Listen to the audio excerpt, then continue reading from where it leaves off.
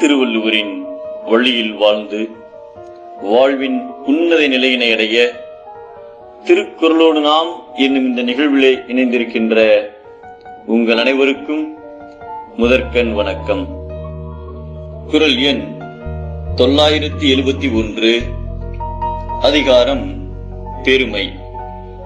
1642ஆம் ஆண்டு இங்கிலாந்து நாட்டில் ஒரு ஏழை விவசாய குடும்பத்தில் பிறந்தவர் ஐசக் நியூட்டன்.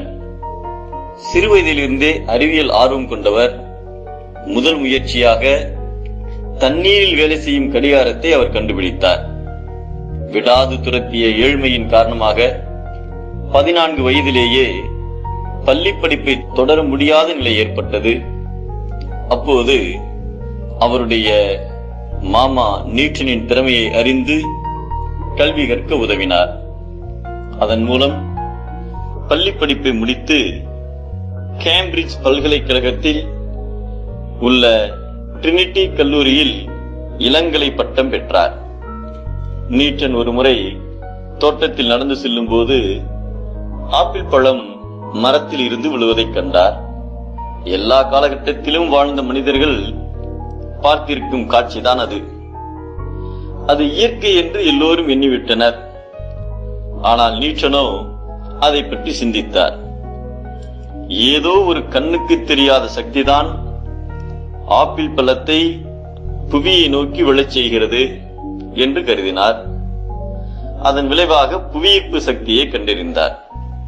அவருடைய கண்டுபிடிப்புகளில் இது ஒரு மகத்தான சாதனை. பின்னர் ஒவ்வொரு வினைக்கும் சமமான எதிர்வினை உண்டு என்பதை நிரூபித்தார். இது நியூட்டனின் விதி என்றே அழைக்கப்படுகிறது. 27 வயதிற்குள்ளாகவே உலகில் புரட்சிகரமான மாற்றங்களை ஏற்படுத்திய பல அறிவியல் கோட்பாடுகளுக்கு இவரது கருத்துக்கள் தான் அடித்தளங்களாக அமைந்தன.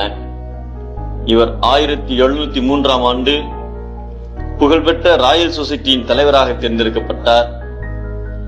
1775ஆம் ஆண்டு இங்கிலாந்து ராணி நியூட்டனின் ஆராய்ச்சிகளை அறிந்து வியந்தார்.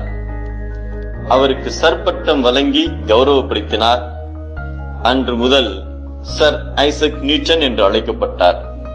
1727ஆம் ஆண்டு மார்ச் மாதம் 31ஆம் தேதி நியூட்டன் இயற்கை எய்தினார்.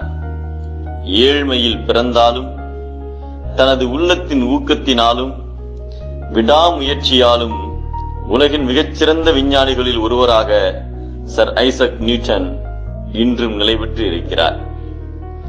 ஒருவரின் வாழ்க்கைக்கு ஒளி தருவது ஊக்கம் மிகுதியே ஆகும். ஊக்கமின்றி உயிர் வாழ்வது இழிவையே தரும் என்பதை ஒளி ஒருவர்க்கு உள்ள வெறுக்கை, இழி ஒருவர்க்கு அத்திறந்து வாழ்ந்தும் எனல் என்கிறார் நம் தேவப்புலவர் திருவள்ளுவர்.